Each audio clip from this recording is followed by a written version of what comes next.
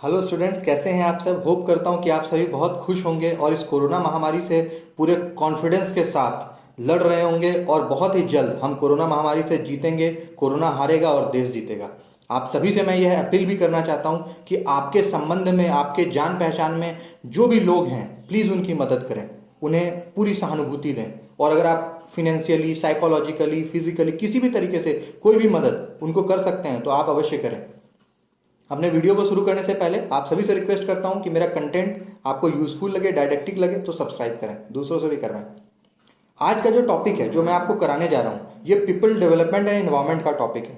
कई दिनों से स्टूडेंट्स के डिमांड्स आ रहे थे कि सर आप सस्टेनेबल डेवलपमेंट गोल और मिलेनियम डेवलपमेंट गोल पे वीडियोज़ बनाइए, क्योंकि ये दो टॉपिक ऐसे हैं जिस पे क्वेश्चंस आने की प्रोबेबिलिटी बहुत ज़्यादा होती है। इसी कड़ी में मैं आज आपको मिलेनियम डेवलपमेंट गोल समझाऊंगा। ठीक है, सबसे पहले आपको ये जानना जरूरी है कि इस चैप्टर में हम लोग इन्वायरमेंट से रिलेटेड बहुत सारे इश्यूज को पढ़ते हैं, उसके रिमेडीज को पढ़ते हैं, कंसर्न को पढ़ते हैं। आपको पता होना चाहिए कि 1969 के पहले पूरे वर्ल्ड लेवल की मैं बात कर रहा हूं, क्योंकि इन्वायरमेंट एक ग्लोबल कंसर्न है, वो कोई कंट्री और नेशन का कंसर्न नहीं है, ये ग्लोबल वैश्विक स्तर का जो है ये मुद्दा है, इशू है। ठीक है, तो 1969 के पहले विश्व के सामने पर्यावरण को लेकर ऐसी कोई संकट नहीं थी जो आज के दौर में है। इसलिए यूनाइटेड नेशन ने इस चीज़ को फील किया, महसूस किया कि पर्यावरण कहीं ना कहीं इन्वायरमेंट में डिग्रेडेशन हो रहा है। ठीक है, क्लाइमेट चेंज हो रहा है, जिससे बहुत ज़्यादा नुकसान अर्थ पे रहने वाले लोगों को हो सकता है। इसलिए ईयर 2000 में एक समिट बुलाया गया, जिस समिट में विश्व के करीब करीब सभी देश सम्मिलित हुए थे। ठीक है, और उस मीटिंग में जो है इन्वायरमेंट से रिलेटेड कंसर्न पे बात की करी गई और सभी ने इसमें हामी भरी कि जी ये बिल्कुल सही बात है कि आज के दौर में इन्वायरमेंट डिग्रेड होता जा रहा है। और यूएन ने कुल 8 लक्ष्य, 8 गोल्स दिए सभी कंट्रीज को। ठीक है, और उन्होंने कहा कि इस 8 गोल को 2015 तक, इट मीन्स 15 साल का समय दिया गया, 2000 से लेकर 2015 तक आपको इन 8 गोल्स को पूरा करना है। और सभी देश उस पर बहुत ही अच्छे से काम भी करने लगे। अब 2015 क्योंकि बीत चुका है, तो अभी हम लोग सस्टेनेबल डेवलपमेंट गोल को फॉलो कर रहे हैं, वो मैं नेक्स्ट वीडियो में आपको बताऊंगा। लेकिन पहले आज मैं मिलेनियम डेवलपमेंट गोल बताता हूँ। इसमें कुल कितने लक्ष्य हैं? 8। ठीक है, कई बार नेट में क्वेश्चन आते हैं। पहला क्या था? पहला यूएन ने कहा and poverty and hunger. It means कि सभी देश ये प्रयास करें कि वहाँ पे एक तो इकोनॉमिक डेवलपमेंट हो, बेरोजगारी मिटे, गरीबी मिटे और भूखमरी से जो लोगों की मृत्यु हो रही है वो कम हो या खत्म हो जाए। उसके लिए आप देखिए इंडिया में बहुत सारे प्रोग्राम्स चलाए गए। मनरेगा चलाया गया, आज भी चलता है मनरेगा, जिसमें 100 दिन का गारंटी योजना, प्रधानमंत्री स्वरोजगार योजना, आज के दौर में स्टार्टअप इंडिया, और तमाम तरह के ऋण माफी योजना, उसके बाद लोन्स वगैरह प्रोवाइड कराए जाते हैं। ये क्यों कराया जाता है? ताकि पॉवर्टी रिड्यूस हो, लोगों के पास पैसा आए, जॉब्स आए, है ना। और जब आपके पास पैसा आएगा, आपके पास जॉब्स होगा, तो आप भूखमरी से नहीं मरोगे, हंगर से नहीं मरोगे। तो एंड पॉवर्टी एंड हंगर ये कहा गया। इसके लिए तमाम तरह की योजनाएं भारत सरकार भी चला रही है और अन्य देश भी अपने देश में अपने अकॉर्डिंग तमाम तरह की योजनाओं पे काम कर रही है, जिससे पूरा पूरा लाभ वहाँ के जनता को मिलता है। दूसरा कहा गया public primary education. It means प्राथमिक शिक्षा, सार्वजनिक प्राथमिक शिक्षा। इट मीन्स देखिए, कोई भी देश तभी विकास कर सकता है जब वहाँ का लिटरेसी रेट अच्छा हो, लोग वहाँ पे साक्षर हों। ठीक है, तो इसके लिए कहा गया कि ग्रॉस एनरोलमेंट रेशियो कम से कम प्राइमरी एजुकेशन में 100% हो। इट मीन्स कम से कम बच्चे 5th क्लास तक, चाहे वो महिला बच्चे हों चाहे वो पुरुष किड हों, वो कम से कम 5th क्लास तक तो पढ़ाई करें ही करें। प्राइमरी एजुकेशन इंश्योर करना बहुत जरूरी था। और इसलिए आपको याद होगा कि 2003-4 के दशक में सर्व शिक्षा अभियान चलाया गया था, जिसके तहत गांव वगैरह में जाकर बच्चों को मोटिवेट, उनके पेरेंट्स को करा जा रहा था कि आप अपने बच्चों को स्कूल भेजें। यही नहीं, मिड डे मील चलाया गया, ताकि बच्चे लालच से ही सही, है ना, या बच्चों को, पेरेंट्स को ऐसा लगे कि चलो मेरे बच्चे को खाना तो मिल रहा है। मिड डे मील स्कीम चलाया गया, जिसके तहत भोजन की व्यवस्था है। आज भी ये स्कीम हमारे देश में चल रही है।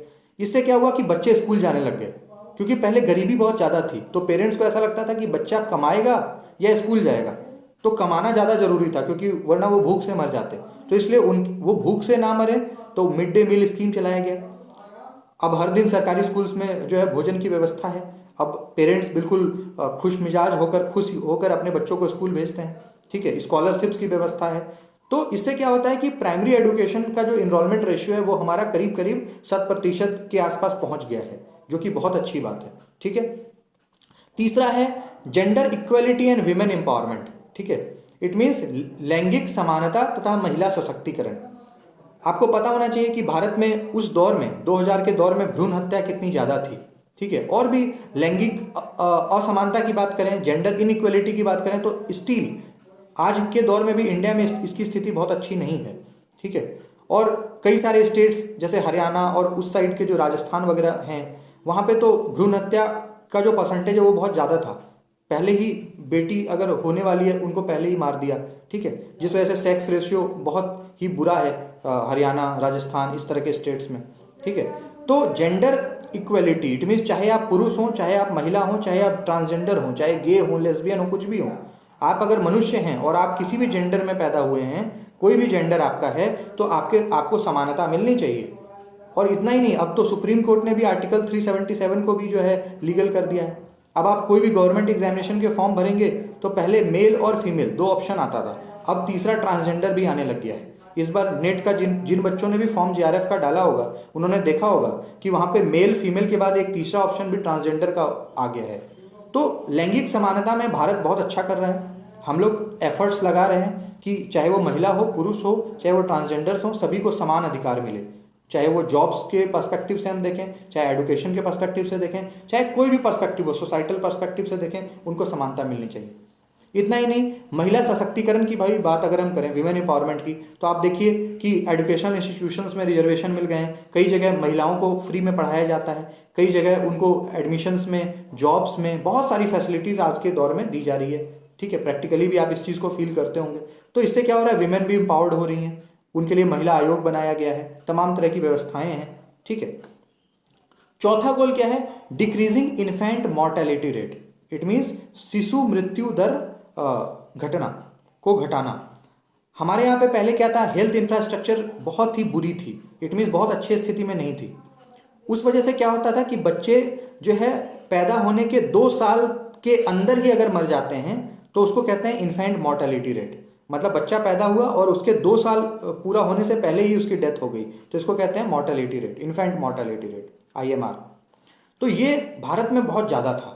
क्यों? क्योंकि हमारे यहाँ हॉस्पिटल्स ही नहीं थी। 2000 के दशक में कितने अस्पताल थे, आज भी नहीं है, तो उस दौर में तो और भी नहीं थे। तो क्या था कि प्रेग्नेंट वीमेंस की जो डिलीवरी होती थी वो तो घर पे ही होती थी, अस्पताल तो थे नहीं, हमारे यहाँ इक्विपमेंट्स, इंफ्रास्ट्रक्चर नहीं थे, जिस वजह से इन्फेंट मॉर्टेलिटी रेट बहुत ज़्यादा थी। इसलिए पहले के दौर में बहुत ज़्यादा बच्चे पैदा करे जाते थे। आप अगर अपने दादाजी वगैरह के जनरेशन में जाइएगा या उनसे पहले के, तो आप पाएंगे वो लोग भी 15-15, 20-20 भाई, 25-25 बच्चे भी होते थे। क्यों? क्योंकि ज़्यादा बच्चे तो मर जाते थे ना, तो बचते कितने थे? अगर किसी ने 20 बच्चे किए तो लास्ट में बचते 7-8 ही थे। तो ये स्थिति थी। तो UN ने कहा कि आप जो भी देश में ऐसी स्थिति है कि वहाँ पे मॉर्टेलिटी रेट बहुत ही ज़्यादा है, उसको कम करा जाए। इसके लिए अच्छे हॉस्पिटल्स खुलने चाहिए, प्रेग्नेंट वीमेन को तमाम तरह की फैसिलिटीज़ मिलनी चाहिए। और आज के दौर में आप देखिए, आपको ग्रांट मिल जाता है, लीव मिलता है, आई थिंक 18 या करीब 18 या 24 मंथ्स का मदर को लीव मिलता है। अब तो फादर को भी मिलने लग गया। यही नहीं, केंद्र सरकार ने अभी कहा कि प्रेग्नेंट वीमेन को 6000 रुपीज़ का जो है ग्रांट दिया जाएगा, ताकि वो प्रेगनेंसी के दौरान अपना ख्याल रख सकें और अच्छा खाना खा सकें। तो इस तरह की कई सारी योजनाएं हैं जिससे एक स्वस्थ बच्चा, स्वस्थ देश का निर्माण कर सके। ठीक है। देन है promoting maternal health. It means मातृत्व स्वास्थ्य को बढ़ावा देना। इट मीन्स कि जो भी विमेंस हैं, प्रेग्नेंट हैं, तो उनके स्वास्थ्य को बढ़ावा देना, ये भी बहुत बड़ा इशू है। पहले के दौर में हमारे यहाँ व्यवस्था नहीं थी, इस वजह से क्या होता था, डिलीवरी में भी प्रॉब्लम्स आती थी, बच्चे मर जाते थे ज़्यादातर केसेस में, है ना। तो उसको कम करने के लिए हमारे लिए क्या जरूरी है कि उनके स्वास्थ्य को बढ़ावा देना। वो हेल्दी होंगी तो बच्चा भी हेल्दी होगा और वो कल को जाके देश का भविष्य बनेगा।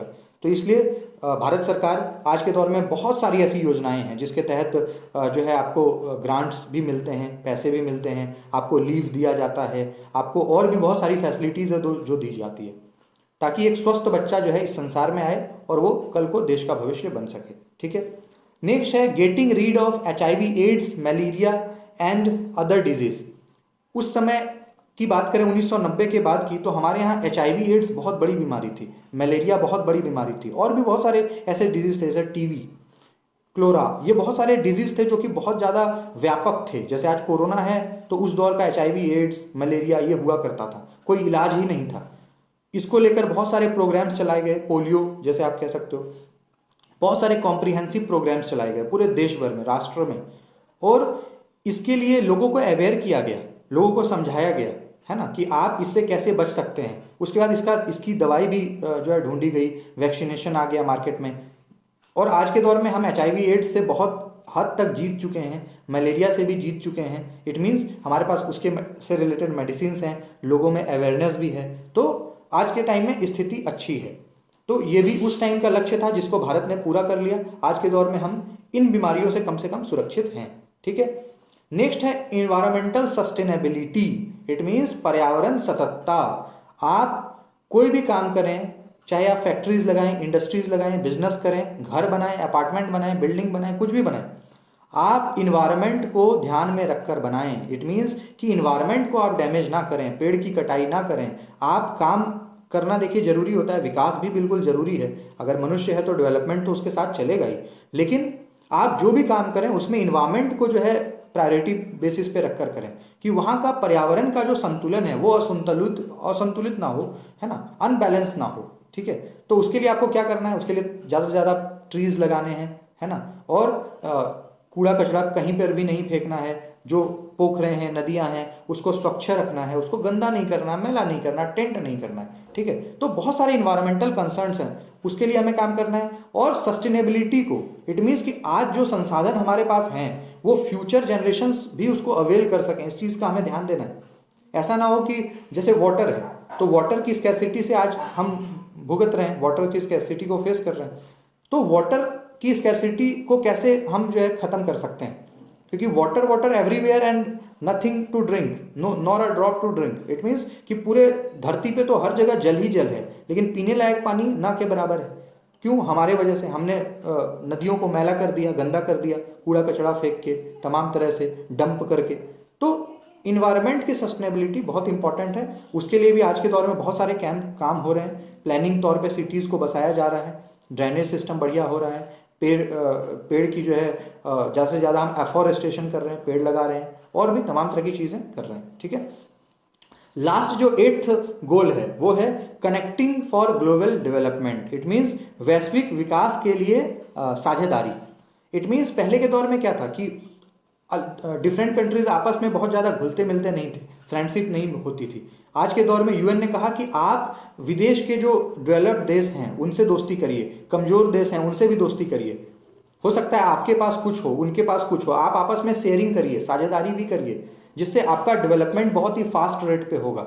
जैसे आज मान लेते हैं हम कोविड से जूझ रहे हैं, सफ़र कर रहे हैं, कोविड से रिलेटेड हमारे पास वैक्सीन नहीं थी, तो रशिया ने हमारी मदद करी, ऑक्सीजन वेंटिलेटर की रिक्वायरमेंट थी, और भी तमाम तरह के मेडिकल इक्विपमेंट्स की रिक्वायरमेंट थी जो इंडिया बिल्कुल नहीं कर पा रहा था। इंडिया की स्थिति बहुत ख़राब है आज भी, लेकिन फॉरेन से हमें हेल्प मिल रहा है, रशिया हेल्प कर रहा है, अमेरिका कर रहा है, इसराइल कर रहा है। तो ये इसलिए कर रहा है क्योंकि हमारा एक कनेक्शन है उनसे, ग्लोबल कनेक्शन है, फ्रेंडशिप है। तो फ्रेंडशिप करना बहुत ज़रूरी है, ताकि विपद के काल में या फिर किसी भी तरह का ऐसा समय है जब आपको मदद की आवश्यकता हो तो वो आपकी मदद करें और आप भी उनकी मदद करें। ठीक है। इससे क्या होता है, ग्लोबली जब आप एक दूसरे से कनेक्ट होते हो तो आपके पास बहुत सारे इंफ्रास्ट्रक्चर आ जाते हैं, है ना। तो ये बहुत ज़रूरी है। तो ये 8 गोल्स हैं, इसको कॉपी में नोट कर लीजिएगा। समझ में ना आए तो कमेंट सेक्शन में फ़ोन करके, व्हाट्सएप करके पूछ सकते हैं। ये बहुत इंपॉर्टेंट है आपके पर्सनल लाइफ के लिए भी, एग्जाम के पर्सपेक्टिव से तो है ही। तो होप करता हूँ कि आपको समझ में आ गया होगा। चैनल को सब्सक्राइब कर लीजिएगा। Next video sustainable development goal पे बनाने जा रहा हूँ, वो भी आपको आज ही मिल जाएगा। तो thank you, have a nice day, bye.